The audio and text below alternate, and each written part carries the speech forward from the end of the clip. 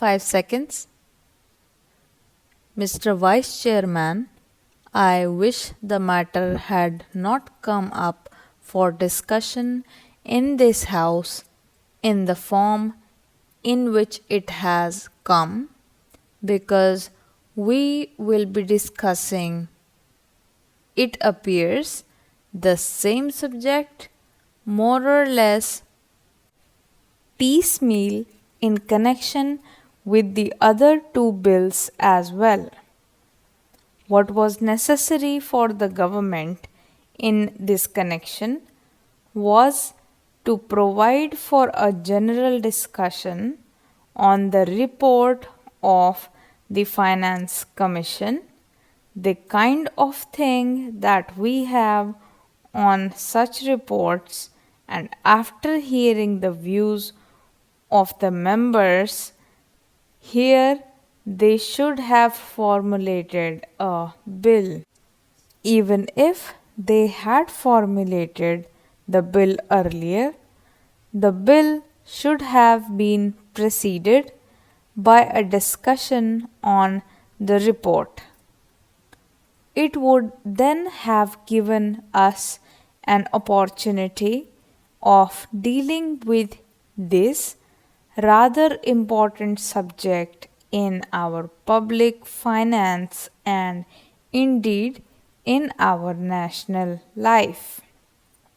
But now we are asked to treat this matter piecemeal and deal with the bill as it comes separately. I say, sir, this would not seem very fair.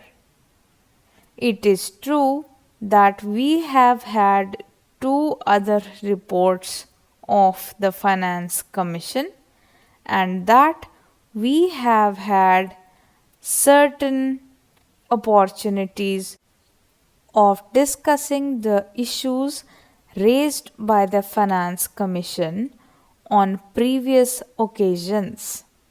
But that should not have precluded a thorough discussion of the third report, more especially after the experience of the two 5-year plans and generally also after the experience of the states in the matter of public finance and as regards relations between the states and the center.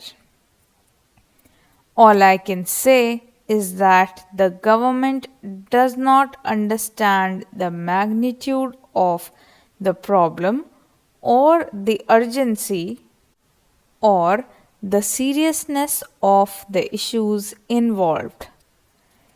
It is possibly because they think that all the state governments are under their control and that the state governments would toe the line whatever is laid down from here.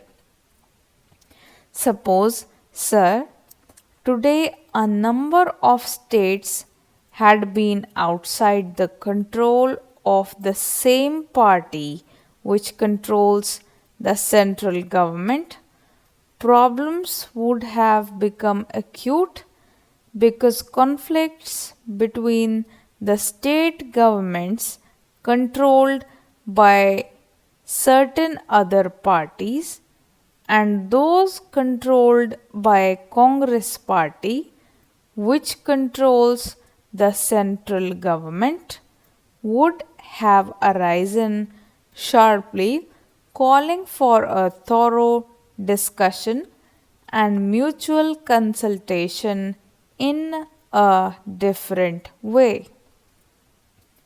Once they passed whatever they like, and also once it is passed, the states will more or less accept without any protest the dispensation of the center.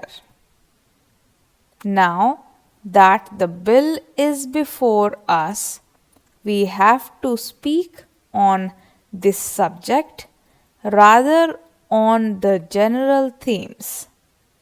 Yet, I would like to make certain general observations in this connection because the basis of the bill is the report of the Third Finance Commission. This is a long standing issue facing the public finance of the country. Those who have studied economics will know well how this matter had come up even during the British time when we did not have either independence or any kind of autonomy in the states, even in that setup. Even at that time, the state governments functioning under the British felt that something should be done with regard to adjustment of finances, especially in regard to the relations between the center and the states. There had been a long standing controversy as to how the taxes, especially the income tax, should be divided between the center and the states. I do not deny the existence of the controversy, and this controversy is not easy to resolve. I entirely agree. But I should have thought that the Third Finance Commission should be tried to face the problems before it is more or less in the routine manner, but in the context of the new things, not only as they are today, but as they are going to shape in the coming future. We have got what is called a quasi-federal constitution. I do not say federal constitution, although the spirit is there, but a quasi-federal constitution because many of the powers that should remain with the states are now in the hands of the central government.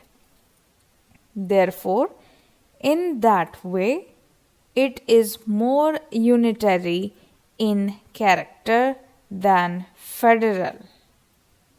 At the same time, structurally speaking, we have got the state assemblies, legislatures, state budgets, and so on. They function more or less in the same way.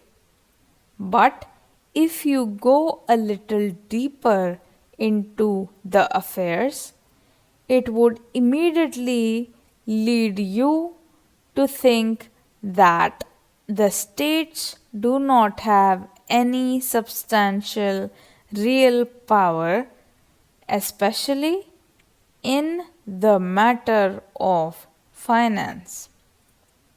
Perhaps at the time when the Constitution was framed, this aspect did not figure very much in the minds of the makers of the Constitution.